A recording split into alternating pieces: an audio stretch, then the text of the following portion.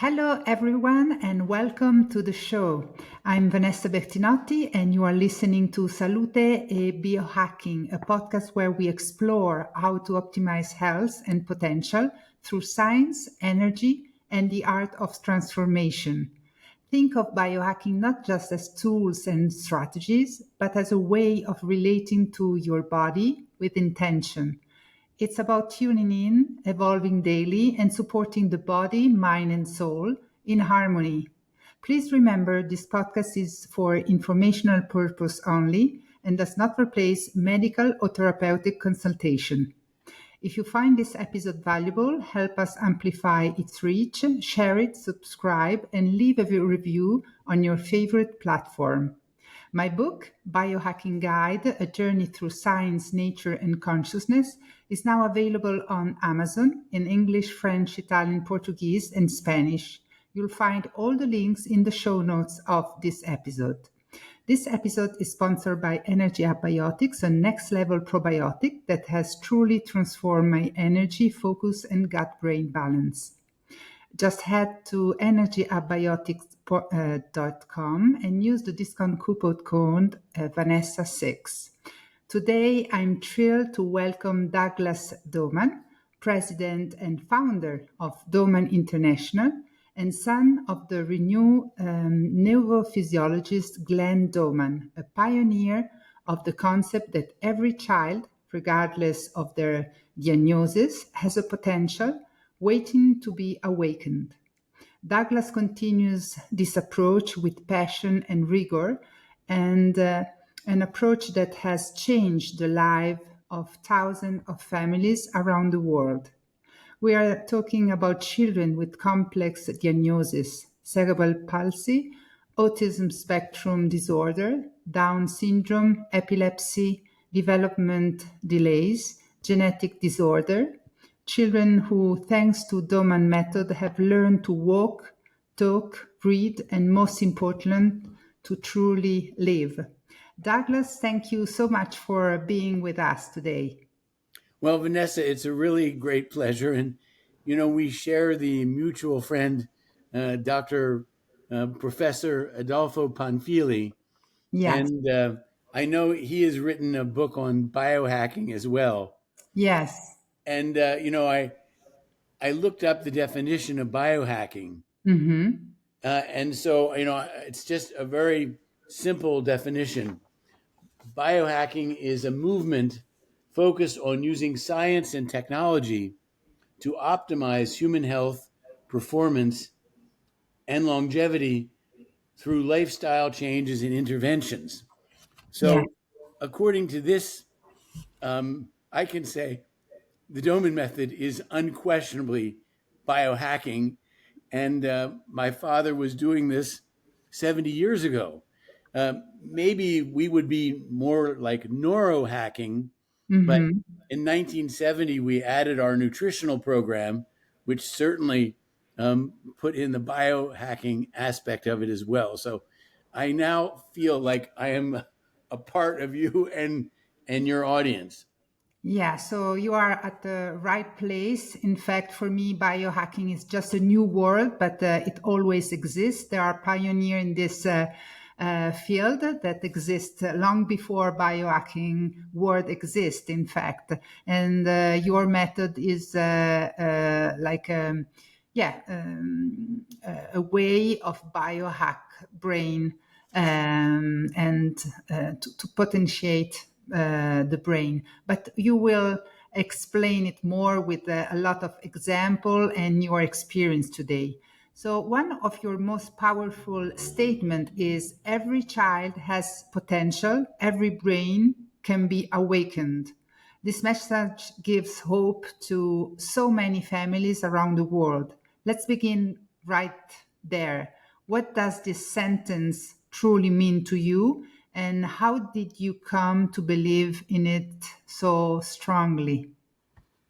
Well, I was raised by my parents, Mm-hmm. and they moved onto the campus of my father's institute in 1955. Mm-hmm. And my mother was the head nurse. And so the nurses' station was just about 30 feet away from my family's apartment, Mm-hmm. and my parents worked all the time. Mm-hmm. My father was the director. We couldn't afford an elevator in those days, so he had to carry these were brain injured adults up and Mm-hmm.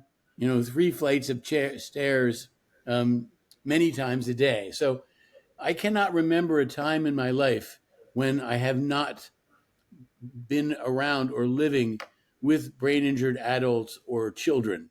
Mm-hmm. And Mm-hmm. I have seen at all ages and levels the incredible potential they have, and how the world misunderstands them hugely, and Mm-hmm. is prejudicial against them for reasons that are just completely superficial.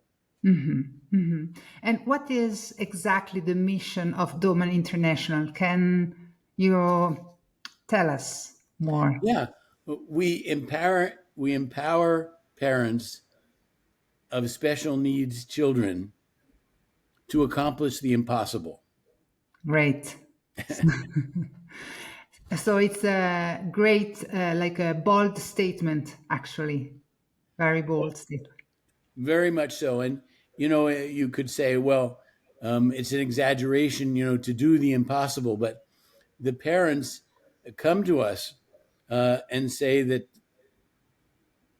their doctor told them their child would never walk, their child would never talk, their child would never read, their child would never write. So these things are impossible. Yeah. And the parents, we empower them with our neurological program, and which is biohacking or neurohacking, Hmm. and they go home and do it, and then we support them, fully in the process of doing that. Awesome. And your approach put the parents at the center. Why is so powerful when the family leads the program? Yeah, my father was a physical therapist, Hmm. and when he began his institute, it was an inpatient facility for inpatient adults. Hmm. And then, as the work got better known, children started to arrive. And my father thought it's not fair for us to give our time to people at the end of their lives when we could be giving it to children at the beginning of their lives. Hmm. So we rapidly moved to an organization, um, you know, entirely for children. Hmm. So the parents would bring their children to our center from around the United States. And of course, we had them stay there because they knew their child better than anybody else in the world. And so my father's staff did the neurological program with them. Hmm. But in time, the limitations of the clinical staff meant that we could only help a small number of children. And as this went on, he realized that the parents there with us were learning what the clinical staff was doing. And then in many cases, they were doing it better than the clinical staff because they knew their children so well. They loved their children more than anybody else in the world. And of course, they're more dedicated than Hmm. anybody else in the world that their child should have a chance of succeeding in life. Hmm. It makes sense, and you don't look at the child as a collection of limitation, but as a potential. What are the most common mental blocks that parents need to overcome? Okay, well, um, I would kind of rephase the question in Hmm. that the problem is not the parents. Okay. The problem is the healthcare community that's Hmm. supposed to be helping them and supporting them. Hmm. So that is the issue. What is blocking them is blocking years of dogma, Hmm. which they've been told in medical school was medical or scientific, but it is not.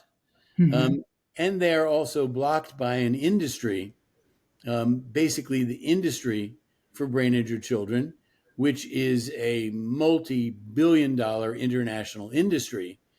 And it's supported by governments, it's supported by insurance companies, and there's no reason for them to change. Mm-hmm. Um, Physical therapy is almost identical to what my father was doing Wow. 60 years ago. Mm-hmm. And you see, it all comes down to the fundamental belief that the children are hopeless. Yeah. Now, the idea that the children are hopeless goes back 60 years. When a child is brain injured, or an adult, they lose millions of brain cells, perhaps as many as 1 billion brain cells. Okay. So 1 billion brain cells are killed as a result of the injury, and that, of course, makes it very difficult for them to function. And these most profoundly brain injured children can be immobile, blind, deaf, insensate, suffering from um, seizures, and also addicted to anticonvulsant medications, which they were given to by doctors. So Yeah. we can go into that later if you wish. And but it was believed, okay, they lost 1 billion brain cells. You can't get them back. They're Mm. gone. They're dead. When a brain cell dies, it's carried out of the body as what waste product. Mm-hmm. And that was the thinking. They've lost millions of brain cells. They're hopeless. There's nothing that can be done about that. And that dogma has just been continued to be taught in medical schools over and over and over again. And of course, the neuroscientists know this is ridiculous. Mm-hmm. Um, but this is like so many things in medicine. You have one group of people who Yeah. know one thing, and the other group of people don't talk to them, and we don't get progress. Yeah. Yeah. And we often receive heavy and frightening diagnoses. What can the Doman method do for children with cerebral palsy, autism, epilepsy, or genetic disorder? Something my father said over and over again, Mm-hmm. which may seem, um, you know, to that it is not important. He said that when we solve the problems of diagnoses for brain injured people, half of their problems will go away. Okay. Now, that's a very broad statement. Yeah. Half of their problems Wow. will go away Mm-hmm. just by getting the diagnosis right. But having done this work for 50 years, I understand that he's 100% right in this regard, because the those words that you use, autism, what mother is not petrified, by the idea that her child could be called autistic Yeah. or cerebral palsy? I mean, let's look at the word cerebral palsy. Cerebral means cerebral, the brain. Yeah. Palsy means shaking or paralyzed. Yeah. The human brain cannot shake, it cannot be paralyzed. Yeah. The term is just ridiculous, should never have existed. But Mm-hmm. you label a human being, and that's the first step to condemning them. And of course, that's the case with cerebral palsy. These children are injured in the midbrain, which is a lower level of the brain and has large responsibilities for mobility, language, and manual competence, motor functions. Mm-hmm. But most of these children are not injured in the cortex, which is where human intelligence lies. Mm-hmm. So these children, they will drool. If they talk very badly. Their movements are very bad. If they walk very badly. And people look at them and think, look, he's obviously an idiot. Mm-hmm. But they have no cortical problem, and their IQ may be considerably higher than the person who thinks, they're an idiot. Mm-hmm. Mm-hmm. autism is one who is withdrawing into himself. What is scientific? If you have a problem in your heart, you get a diagnosis of insufficiency of the aortic valve. You have a specific part of your heart where they know the problem is and they have to fix that. Mhm. But where is that for brain injured people? They're withdrawing into themselves. Well, they may appear that way because there is an injury in the brain that makes them behave that way. Mhm.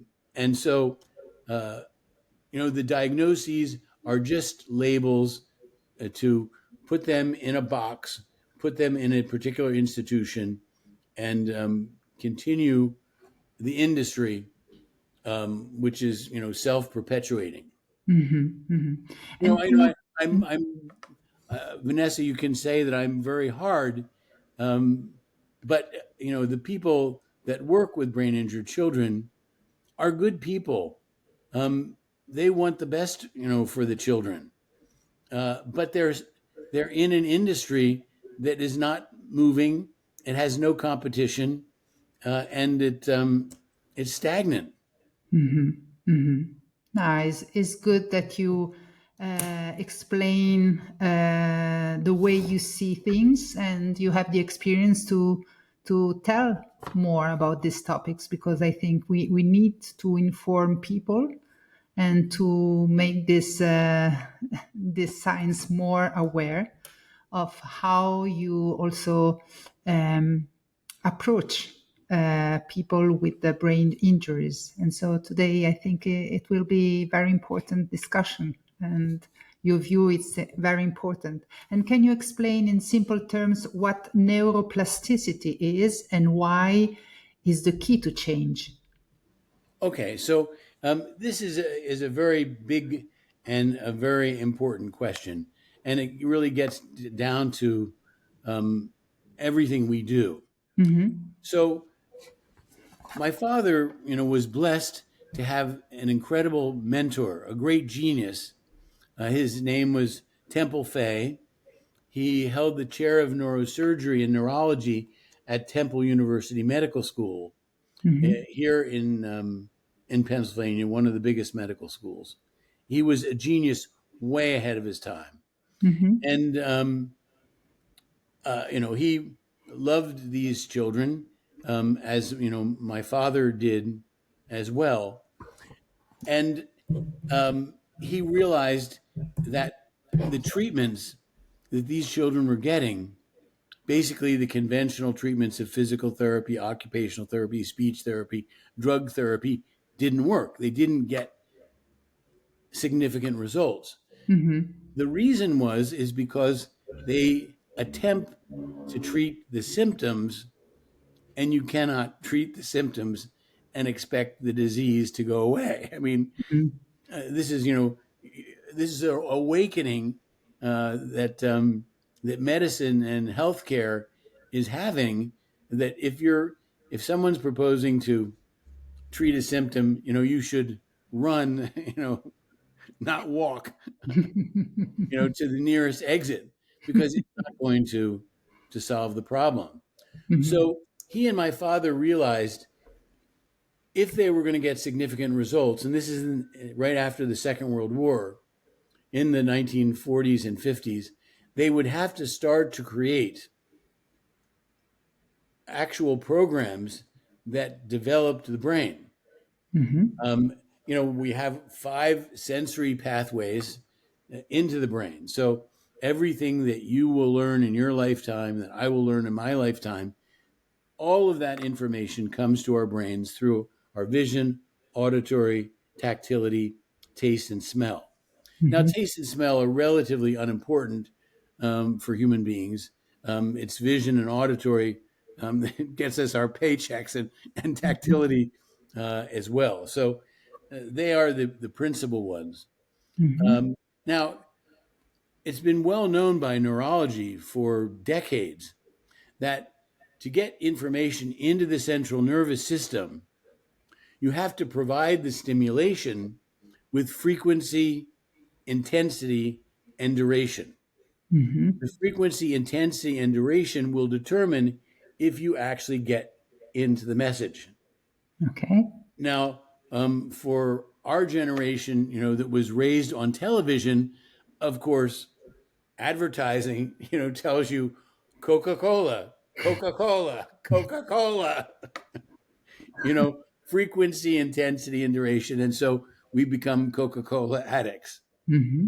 I hope biohackers are not I'm addicts. not drinking it, so I prefer water. Good me, water. me too. Me too. So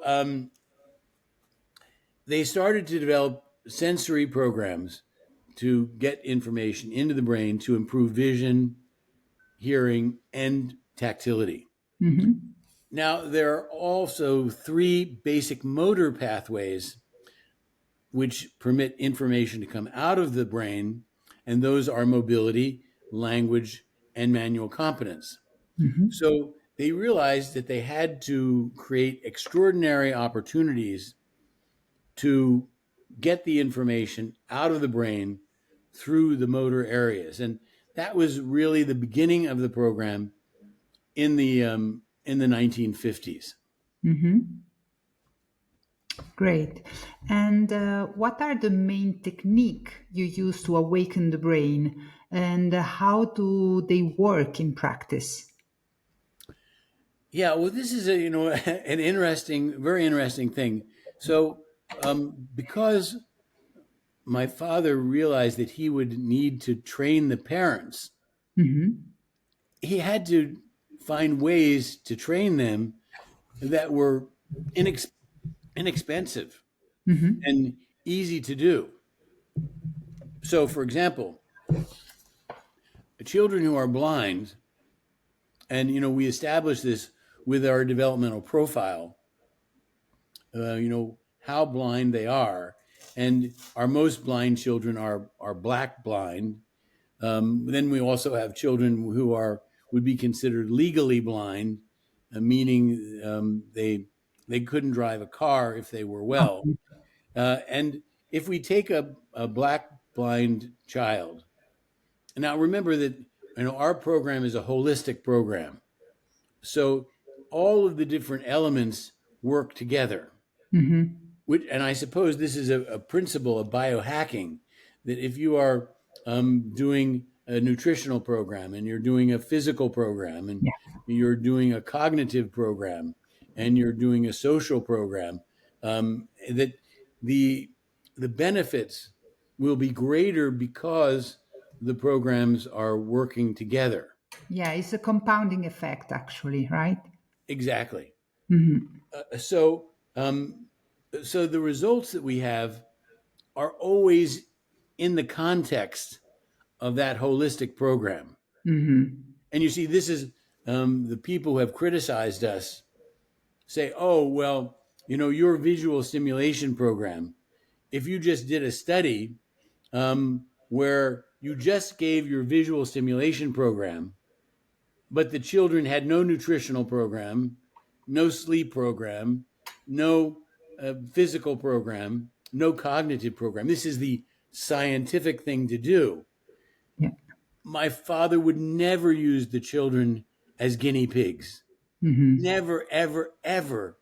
It was just so unexpected from an ethical standpoint to Mm-hmm. take a Mm-hmm. human being because it's good for my career, to prove that this works out of the context of everything else. We will not do that. We wouldn't do it 70 years ago. We won't do it now as well.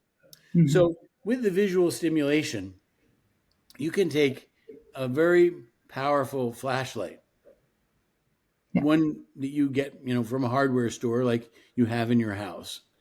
And then with frequency, many, many times, intensity, the flashlight turned on to its maximum, and duration, you can provide the child's brain with hundreds of stimulations a day.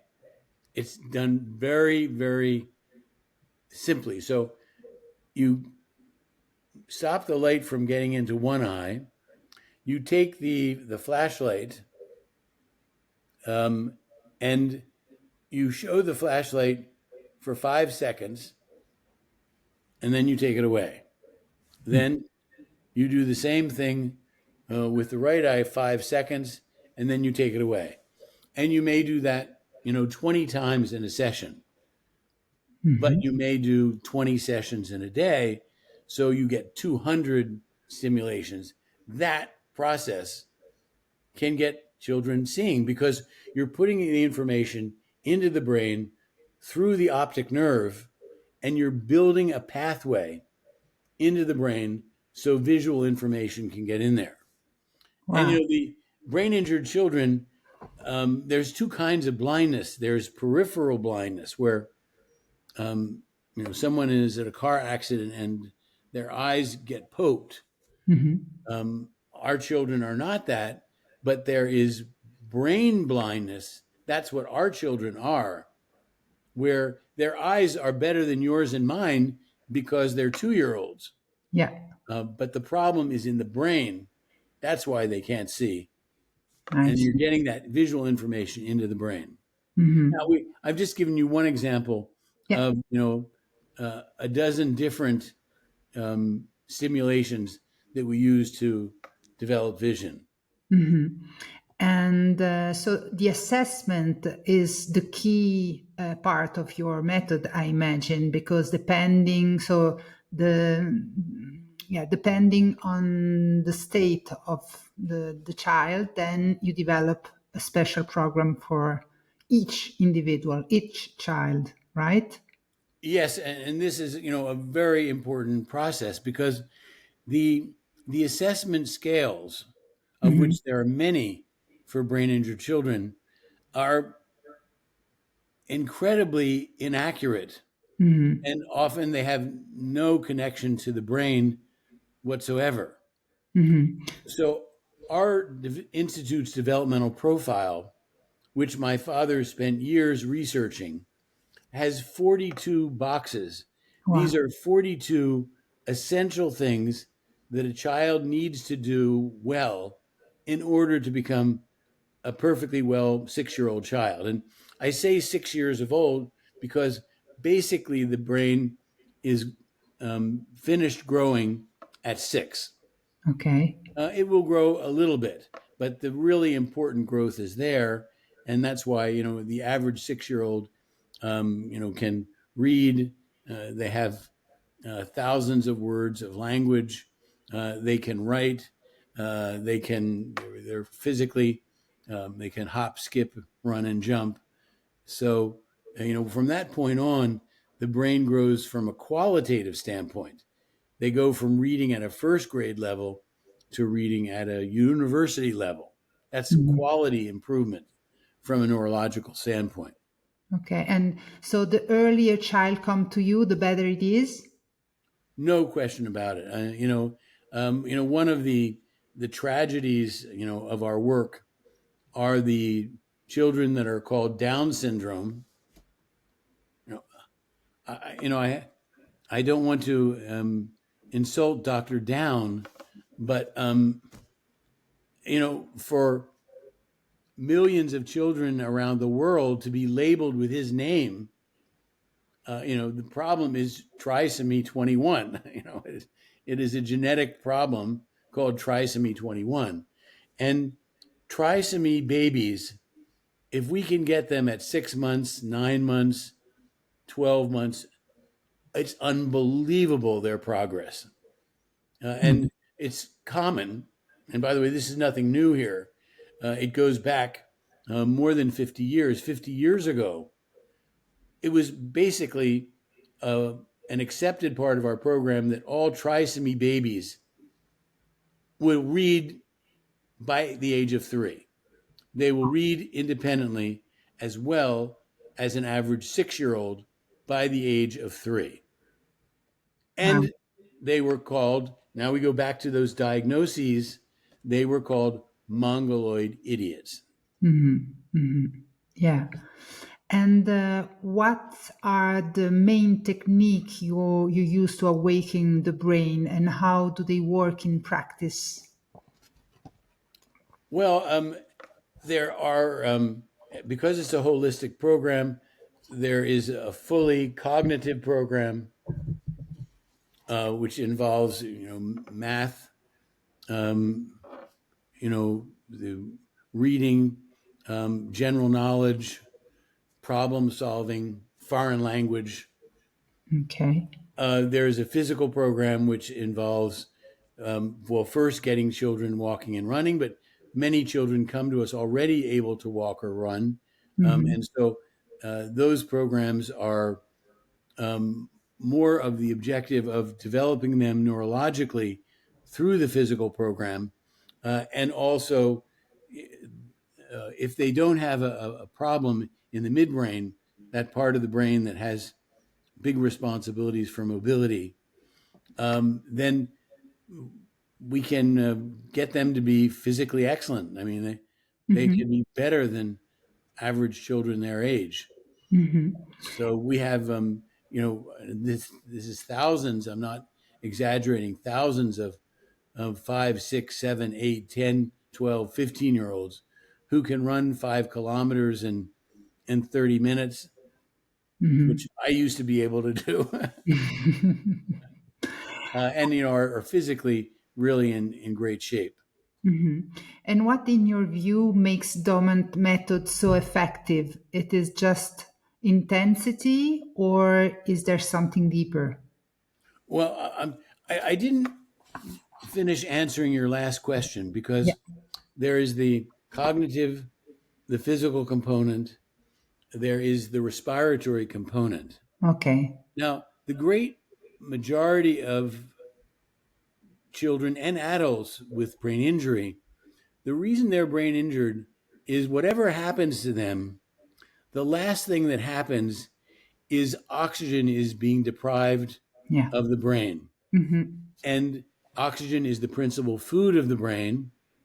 If the brain is deprived of it for a very short period of time, neurons and brain cells begin to die. Yeah. That is the problem.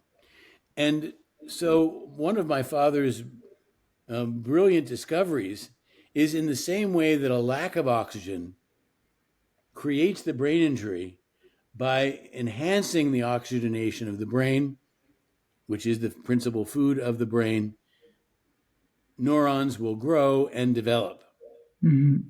So, every child on our program, no matter how advanced they are or how hurt they Mm-hmm. are on a respiratory program or a series of respiratory programs. Mm-hmm. Wow. There is the nutritional program. Our Mm-hmm. nutritional program began in 1970. I guess maybe we were officially became biohackers that year. And the reason was that my father befriended Adele Davis. Adele Mm-hmm. Davis was the mother of modern American nutrition. I mean, the good stuff. Mm-hmm. She was a biochemist, highly qualified biochemist, and she, started by attacking the cereal companies that were making breakfast cereals for children and the garbage that children were eating before they went to school. And she really took them to task. She forced them to change here in the United States. Well, as soon as Adele died in the late 1990s, they went right back to putting the same garbage in it that they did at that time. She wrote many best-selling books that are just as valid today as when she wrote them, like "Let's Eat Right to Keep Fit," "Let's Have Healthy Children," "Let's Cook It Right,"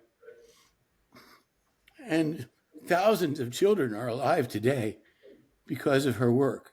And Mm-hmm. our nutritional program has continued to evolve, as a result of friends like Dr. Panfili, is such an expert in nutrition and its importance to health.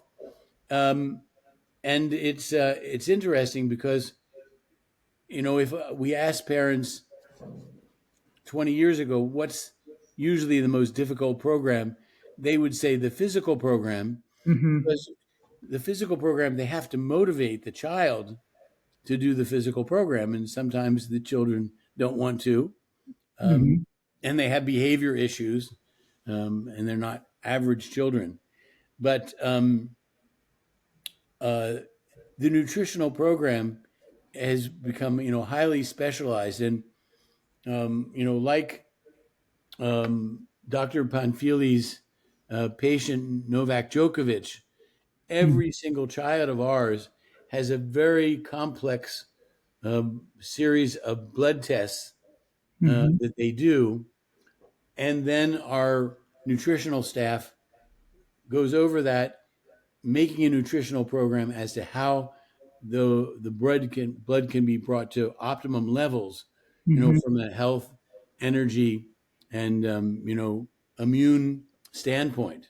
Mm-hmm. So every child gets that same kind of handmade nutritional program like Novak Djokovic has.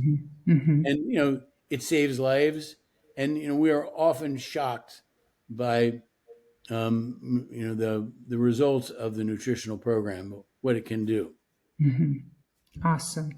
And what's the difference between stimulating and forcing? How do you find the right balance? Yeah, this is a really important issue, and it's one that we have been criticized for. Mm-hmm. And I think it comes back to a misunderstanding that, yes, sensory stimulation of the brain is done with frequency, intensity, and duration. Yeah.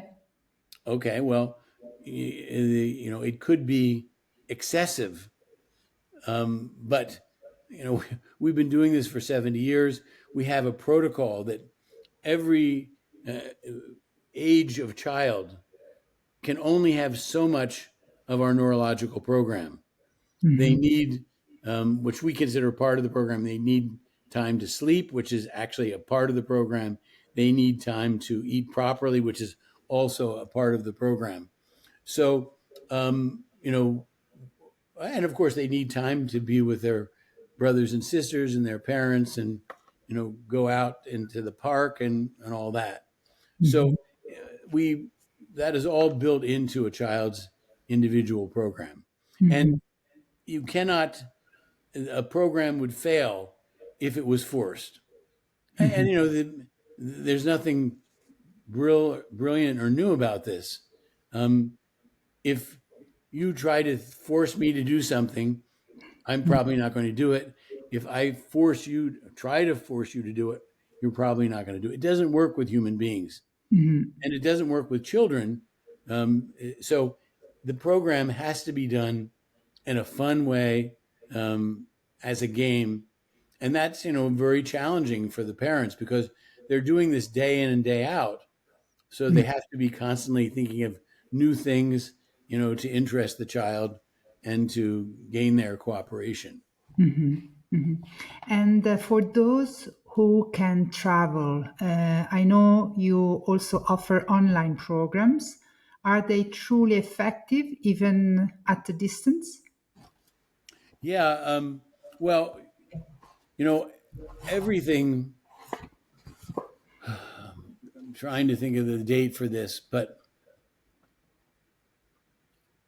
because our parents come from around the world and the costs of travel have been increasingly high, and because it's very difficult to travel, particularly with a severely brain injured child, um,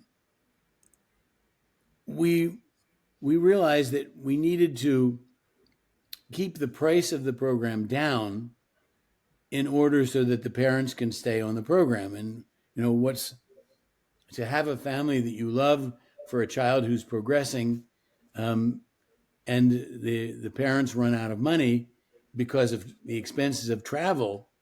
We realized it was counterproductive. So even before the pandemic, we started to provide online programs. Now, our course, our intensive course, the Doman Method from Special Needs to Wellness, that course we can provide to parents at home on demand. Okay. And it gives them a program, a physical, nutritional, and cognitive program to do. That's to get them off the ground. They don't have to have left their house to do that. Mm-hmm. We have teams that travel year round, twice a year, with the exception of Europe, where we go 4 times a year because our European families have, it's been 50 years that families have been coming from Europe, and so it's our books are often available in European language. That helps as well. Mm-hmm. So yeah, we do the full evaluation process and the teaching the programs process online. Um, it saves a huge amount of money for the parents, and it's actually more work for us Mm-hmm. because you have the time difference. Yeah. When families come to us, we're in the same time zone. Yeah. But if you're teaching a family from Singapore, where it's 12 hours, and it's you got to make it work for the parents, you got to make it work for the staff. Mm-hmm. But yeah, it does. It works. It works. And also for the blood test, how do you handle this at distance? So they do blood test in their own countries and then they send you back, or how does it work? Yeah, and uh, Dr. Aravind Bagadi, who Mm. is our in-house physician and also our director of nutrition, he is an Ayurvedic Ah, physician. yeah, He and his wife.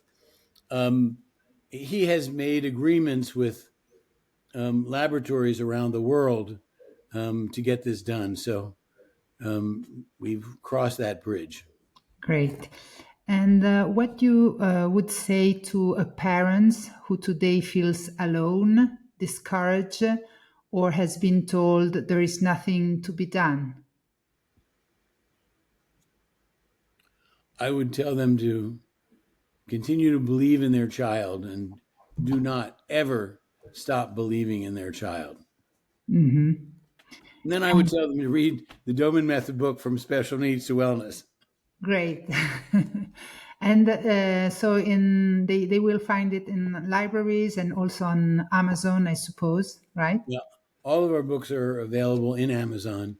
The Doman Method book is in English, Italian, Spanish, Serbian. Czech is coming out this summer, and it's been translated in Russian by our Russian staff. But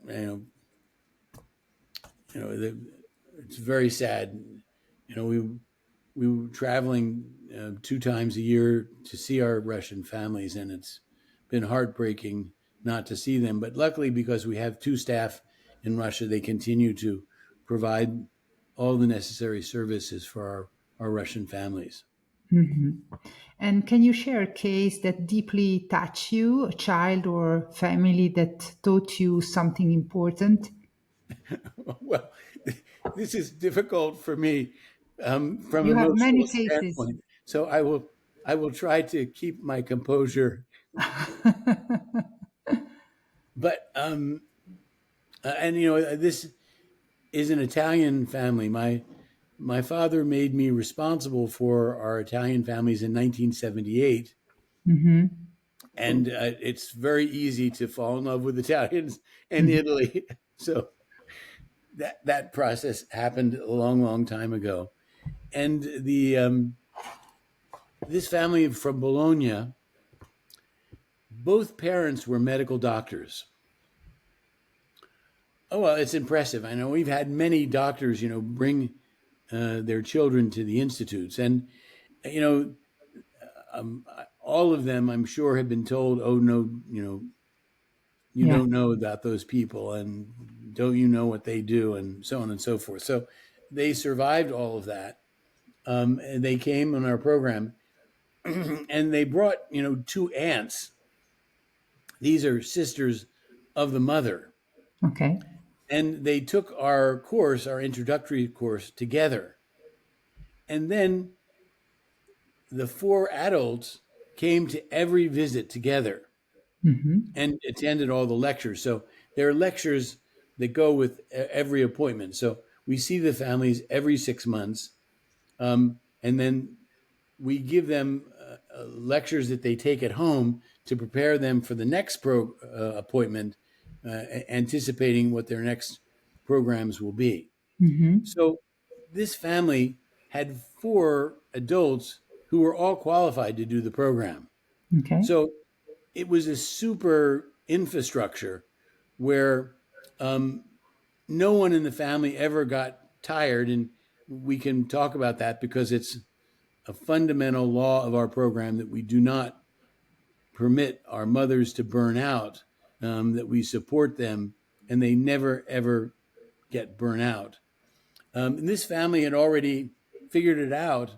And so they had four adults where they could switch off any way they wanted. Their daughter, Valentina, was a child who is called a cerebral palsy athetoid. And athetosis is a very, very difficult symptom of brain injury. These children's bodies are constantly writhing if they're not too rigid. Okay. The movements in their body are constantly writhing, and they can't control them. So it's not that they want to do this, their body is doing this to them. Okay. And these children always had my father's heart because, they were trapped in bodies that were completely uncontrollable by them, the actual being. And, it's imagine being in a prison the exact same size of your body. Well, we got Valentina crawling on her tummy. We got her creeping on her hands and knees. We got her walking with our overhead ladder, which is the first step to actually getting to independent walking. But because of her uncontrolled movements and her rigidity in her body, it was, very, very difficult for her. The parents just did a perfect program. Everything we asked them to do, they did perfectly.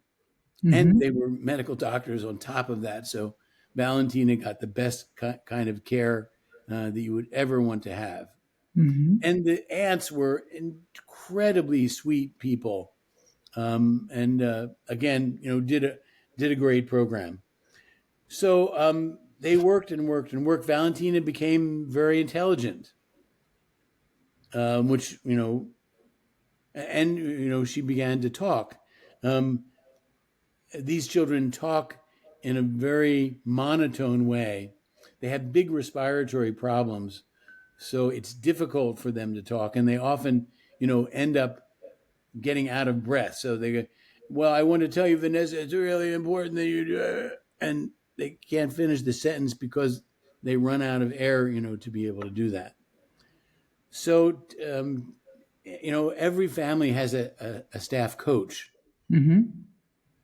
From the time you start on the program to the time you stop, you have your coach. That's your coach. You always have that person. So the purpose is to become very close and, have an open and honest relationship. And I could not love this family, They were just perfect. And they did everything, we said. And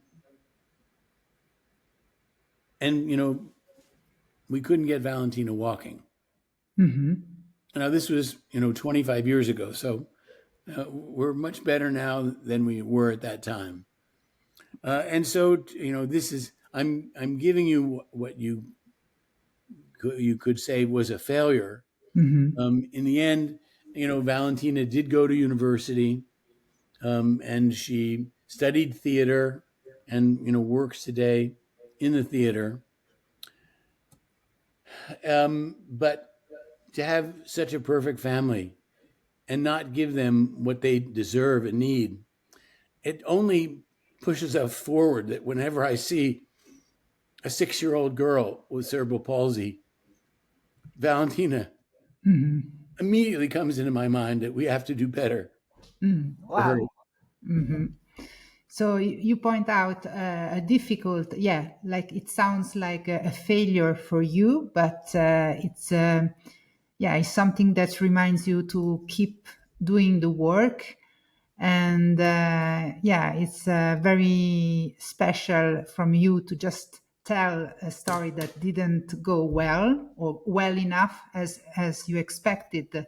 And can you maybe tell us also a story, or you have many stories, I imagine, that went well, like did like successfully in those years? And Yes, I can do this. And this is an American family.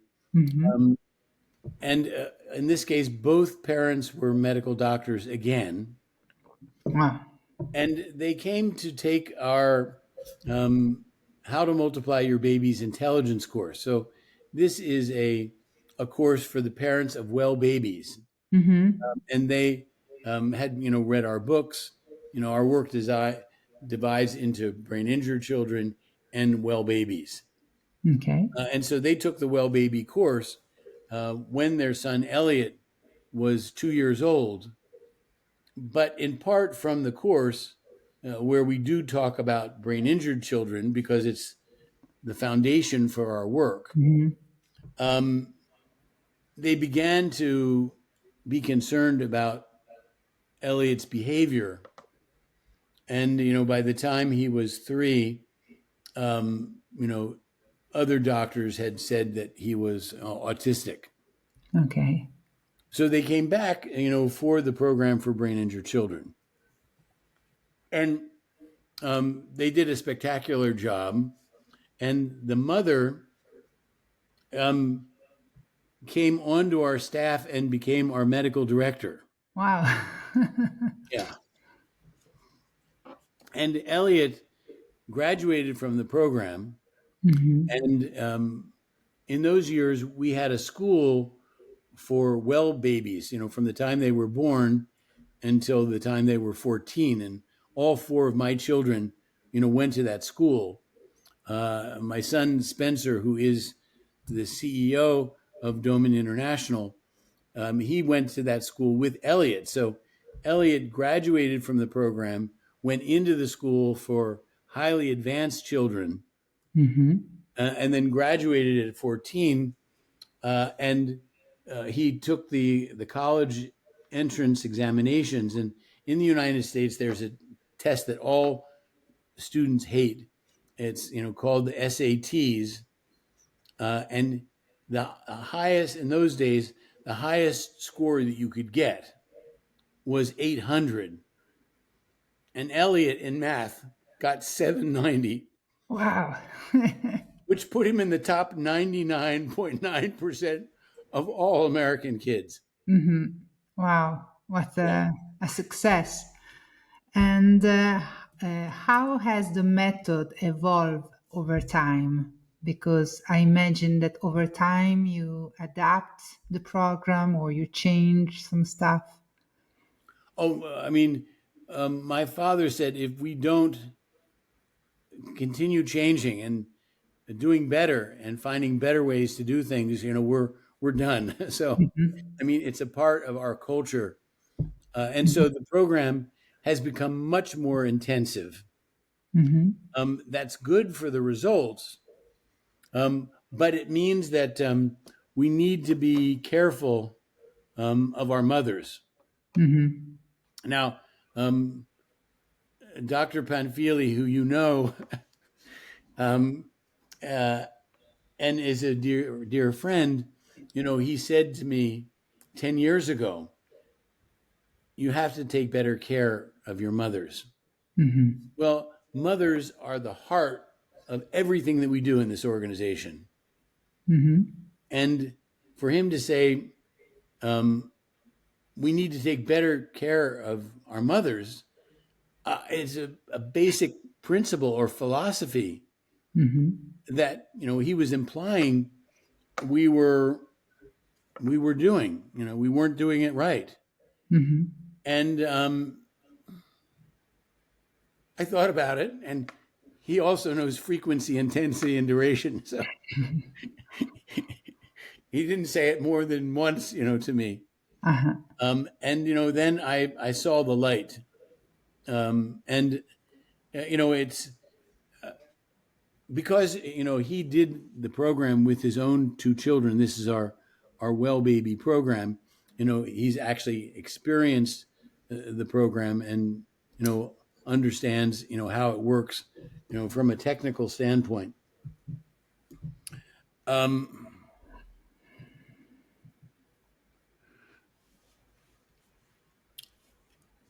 Our intelligence program, our reading, math, general knowledge, foreign language, problem solving programs, these programs, the basis of them has always been joyousness. Okay. This comes in part from my father's own experience in school. Now, his own aunt, who was a school teacher, taught him how to read at 3. So he always loved reading, and basically educated himself as a 3 or 4, 5, 6, 7-year-old, with reading, and so he realized that if the program would succeed, it would have to be done in a joyous way. Mother and father would present the words in a fun, joyous, way. Well, I mean, he did that because it was, obviously a basic human thing to do. But what he did, and this was 1963, so he was not aware of this. And I don't even think the science came out. So in many cases, the things that he had basically intuited were eventually, proven by science. And what was proven and is so well understood now is the parasympathetic system, that if you want to learn in an optimal way, you need to get the parasympathetic nervous system in the right place. Yes. That my father did since 1963, which is why our cognitive program has always been so successful. Well, as a result of Adolfo's teaching, we realized, we should do that with every part of our program. The physical program. Now, we always knew that it had to be done with games, parents playing and actually doing the physical program with them. But basically, we put in the joyousness program for all parts of our program, so the parasympathetic nervous system would be utilized and we would get better results. And that was the first step in taking care of our mothers. And then we built into the program opportunity for mothers to be able to sleep and eat well. I mean, mothers were always deny themselves. They'll always put their children and their husbands or their parents, ahead of them. And so, they're the last to get to eat well. They're the last, to get to sleep well. They're the last to get to rest. And so we built into the program that our mothers, and of course we have to get our fathers on board for this as well. And nowadays, this was completely unheard of 30 years ago. We do have some fathers who are the principal programmer, basically because the mother is the breadwinner in the family. So mother goes to work and, dad stays at home and does the program. Now, I always say to those fathers, they must be very popular in our waiting room, because when I tell the other mothers, here's a father that does the whole program, they want to talk to him.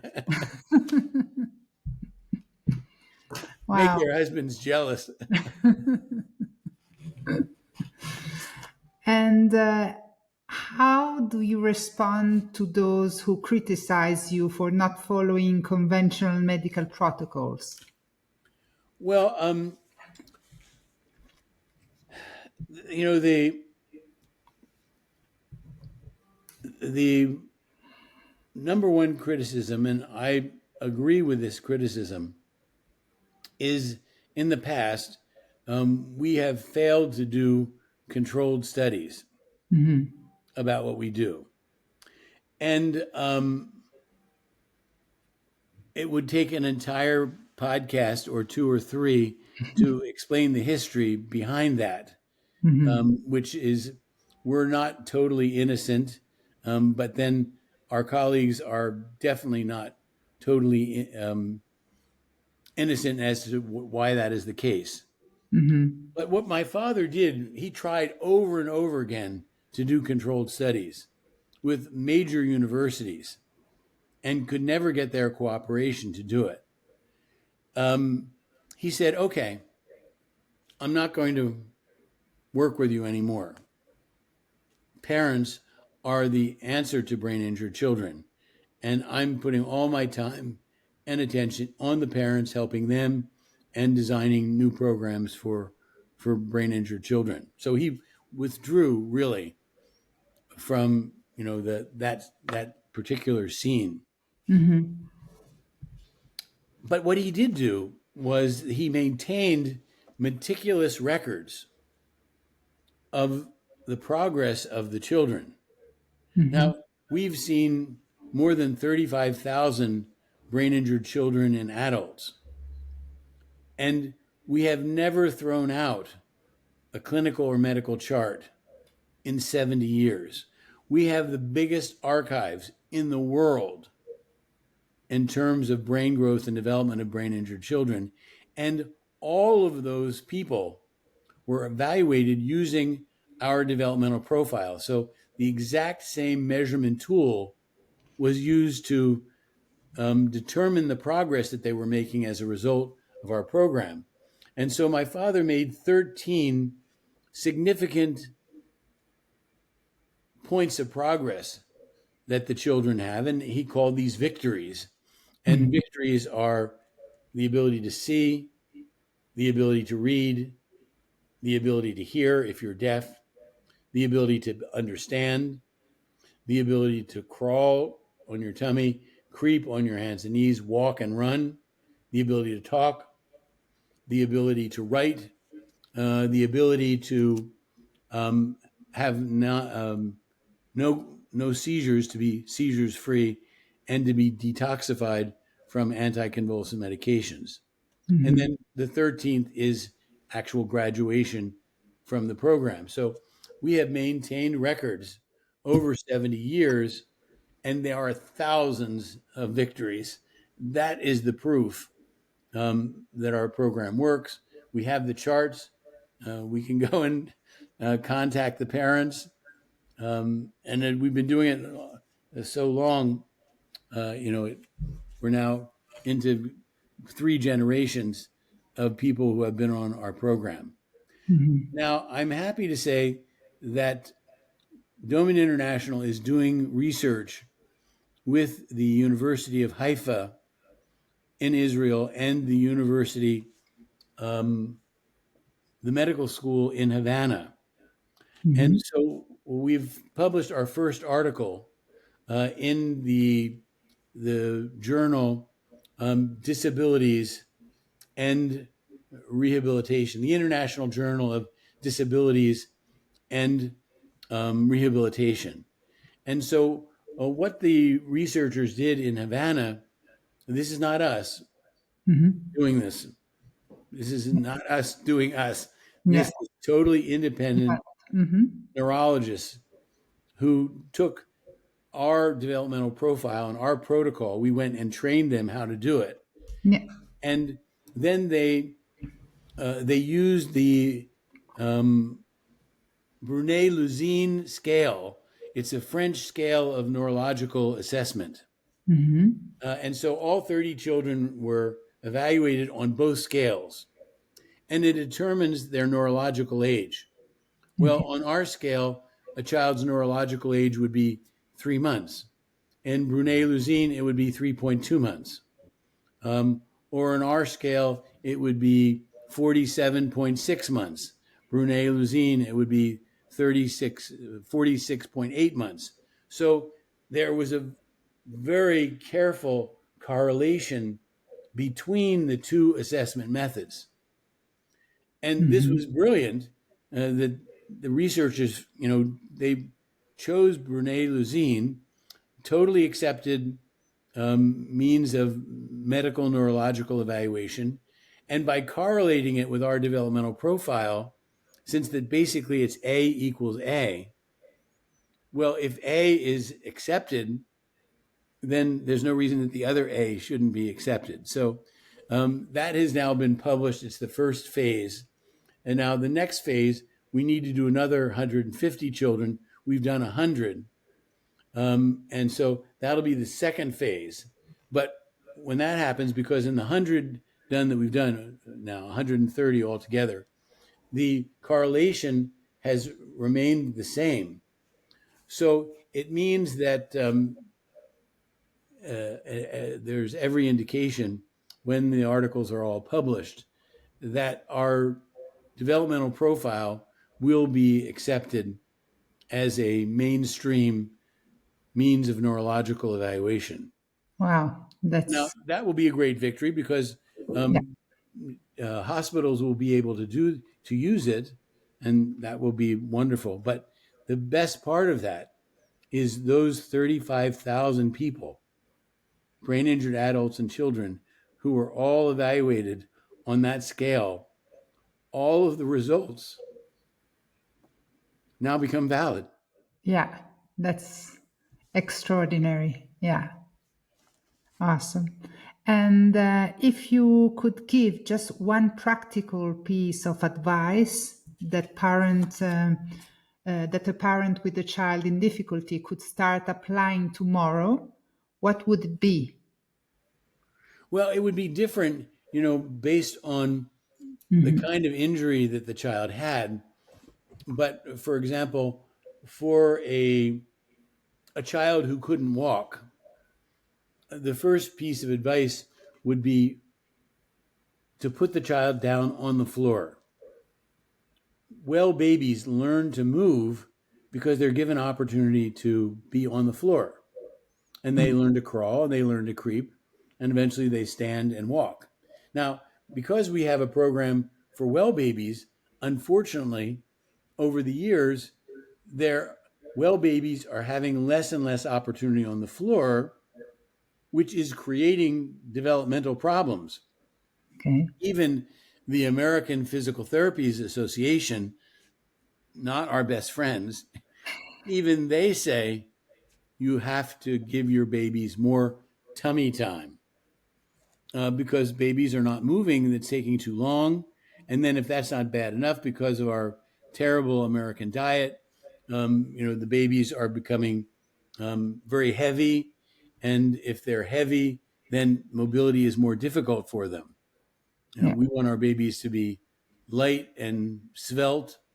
And, as a result, girls' mobility development is faster than boys for the reason that they are littler and lighter. So that would be my advice for a non-walking child. For a walking child, I would say, get onto an excellent nutritional program. And so, the basics, no gluten, no dairy, no sugar. And I mean no sugar, no concentrated sugar. I mean, obviously, fructose in the form of fruit, yeah, that's okay, but not sucrose or honey or any kind of concentrated sugar. Get on that. And we have an elimination diet where, because our children are more sensitive to foods than average children, foods that don't bother average children bother our children much more. So we will take those foods out of their diet and watch them improve. And if we do that over several months, we can bring that food back into their diet, maybe one day a week. and then Okay. parents watch to see if the results hold. Mm-hmm. 2 days a week. Okay, it holds. 3 days a week, no, his behavior is out. Okay, we stop at 2 days a week, for that particular food. Mm-hmm. Mm-hmm. And what are Doman International next goal, and how do you see the future of neurological rehabilitation? Well, the the beauty of our program for well babies Mm-hmm. is that program is a preventative program. Yeah. The example that I gave you of Elliot, if Elliot's parents had taken the course before Elliot was born, and had been doing the program from the time he was born, it's possible that he would have developed beyond the symptoms of his brain injury, and they would never have known they had a brain injured child. Mm-hmm. So, I mean, that's the beauty of that program. Now, also, because human children have so much potential, whether they're hurt or they're well, we see that as a way of saving this planet and saving us, to make sure our children are more intelligent, better, more capable, more ethical than we are, and maybe we'll be able to continue to live on this planet for a longer period of time. So there's the work with the well children, and in terms of the hurt children, the we want to make this available to all children all over the world. Mm-hmm. Um, and the as I said, if you're going to come and see us, there's the travel, the expense of travel. You know, Dad has to take off work, so he misses days of work, perhaps, and there are other consequences, from a financial standpoint. But there are ways with technology that we can make a generic program that would be. I mean, our dream would be to make it so inexpensive that any parent in the world could afford it. Mm-hmm. Wow, that's amazing. And your book, The Doman Method From Special Needs to Wellness, is a practical guide, but also deeply human. What inspired you to write it and share it with the wider public? Well, my father's book, called What to Do About Your Brain Injured Child, he Mm-hmm. published in 1974. Mm-hmm. And the book explains his discoveries, how the method developed. It's a beautiful book. I lived the book as a child. Mm-hmm. So it's, there's no better book in terms of understanding the method than my father's book. But Mm-hmm. because it was written in 1964, um, at that time, he explained the whys of the program, why it works, but Mm-hmm. he didn't give any of the hows. Okay. And so the book is wonderful from a theoretic standpoint, Mm-hmm. but there's not much that you can do with it to help get your child well. Mm-hmm. So we wanted to write a book that basically was a transition from 1964 to 2022, I think, when we wrote the book, that would bring the book up to date in terms of the neuroscience, neuroplasticity, which my father doesn't use that word in 1964 or 74 because it was not used by scientists until 1975. Yeah. So my father, he was asked, "What are you doing?" And he said, "Well, what we are doing is human neurological organization." Mm-hmm. Was his name for his biohacking, Yeah. human neurological organization. And then 1975, for the first time, the term neuroplasticity is used among scientists, but not until 2000 did it become common, in the lay press. Yeah. So, but now as the understanding of the brain becomes broader, the brain's ability to, if there are cells that are killed, um, we always thought, okay, the live cells around that area, we need to get to those cells because they have information about reading or walking or talking for someone who was well and got brain injured from a car accident or a piece of surgery or something like that. And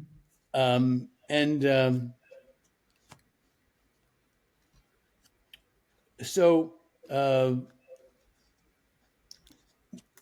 now it's understood that parts of the brain that have nothing to do with that function can take that function over. And so I think maybe the question is human neurological organization a better term than neuroplasticity? Yeah. Sometimes pioneer invents are much like ahead than scientists. And just a question that I was wondering: are you using also adaptogen like functional mushroom? Because I'm using since 6 years this lion's mane. I don't know if you heard about like the benefit of this mushroom with like neuro like to keep focus or memory or to increase different pathway in our brain. Are you also using adaptogens or like? I think that Dr. Aravind, being an Ayurvedic physician, does use them. Okay. But it's a good question, and the fact that I couldn't answer it immediately means I want to look into that. Yeah, maybe we can like talk in the next few weeks, because yeah, I'm really passionate about functional mushrooms, and I think that now also some evidence-based like paper are out on this mushroom, also on human trials. And yeah, so could be also interesting. And another question that just pops up about microbiome, because now we are saying that the microbiome is our second brain. How do you consider like is important to you to address more focus on microbiome, or It's it's a critical part of our nutritional program. okay? Absolutely a critical part of our nutritional program. So yeah, for every single child, we are considering that. Excellent. Yeah, and me So too. yeah, great. So But thank can I you. can I tell you a story about mushrooms? Yes, yes, please. Okay, so this is a family from Azerbaijan, Okay. and they immigrated to the UK. Mother, a doctor, and they have a profoundly brain injured child, Okay. blind. He came to us blind, and about a year into the program, they discovered that he had brain cancer. Okay. Yeah. So, in the British system, they basically said, put him on hospice Yeah. because he has brain cancer. It's gone all over his brain, and he's going to die. Mother didn't accept that, and she got online. I Yeah. don't know how much of this she'd known already, but she began to treat her son with mushrooms. Yeah. So the father, the mother and father, being a great team, the father wanted to get a scan of Dawood's brain, to see what was happening there. And the healthcare people said, no, he's on hospice. We're not going to spend money, you Mhm. know, on a brain scan for him. So the parents insisted, and eventually they felt sorry for the parents, and just, to shut the parents up, they did okay. They gave him an MRI. Yeah. So the father went into the hospital, was called in by the doctors, and he could see his son's scan, you know, on the wall, and Yeah. there were five doctors there, and he thought, this is it. Five doctors. I mean, Yeah. they're going to say he's got 2 weeks to live, or 3 weeks to live, or 4 weeks to live, or whatever. So they called him in. They said, we cannot find any cancer in his brain. Zero. Zilch. No Yeah. cancer. Yeah.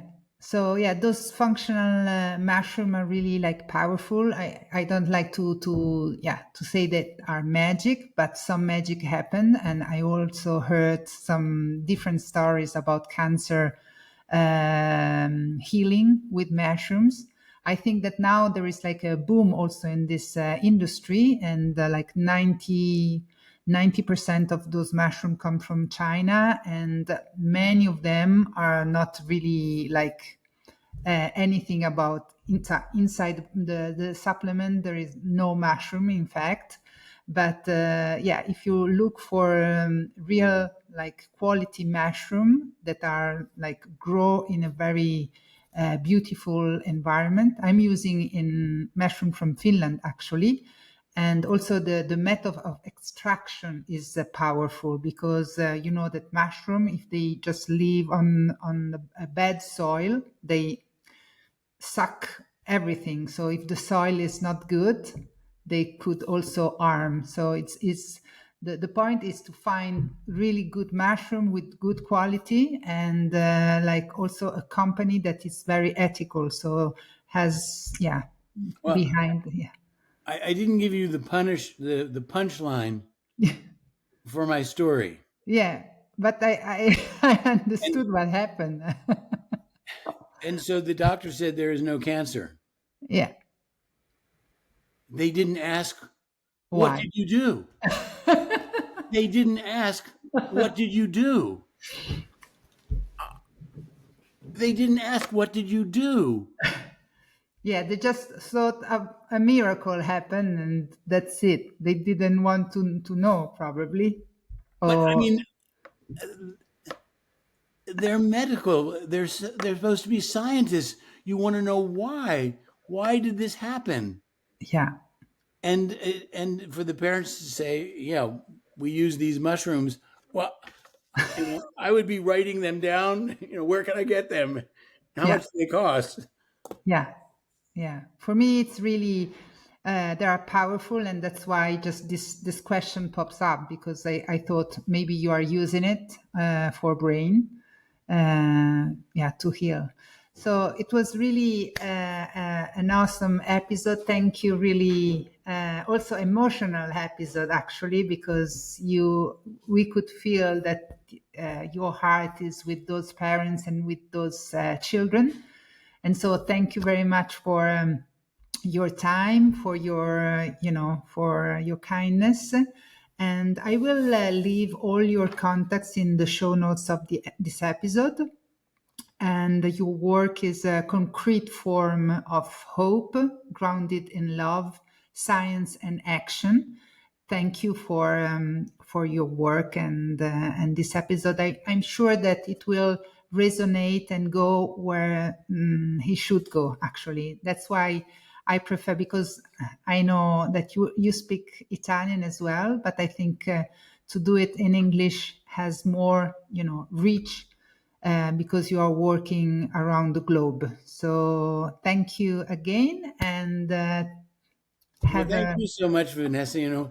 Now I will go back to the staff and say, we are biohackers. yes, that's for sure. And so before biohacking was, like the name was created, because as I often say to friends and some people also in this podcast, biohacking is just a new word, but it always exists. Also in ancient culture, humans always look like curious human, and pioneer always look to ways of doing that were not very popular and try to hack their biology to find solution, and not like just work on symptoms, but understand why something doesn't work. And I think that's is the best way to grow, actually, in many different ways, in the physical level, mental level, and also spiritual level. We are,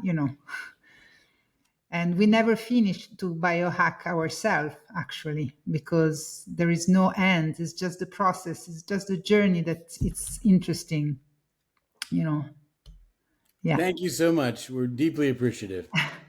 Thank you, and see you soon. Bye bye. Bye bye. Thanks.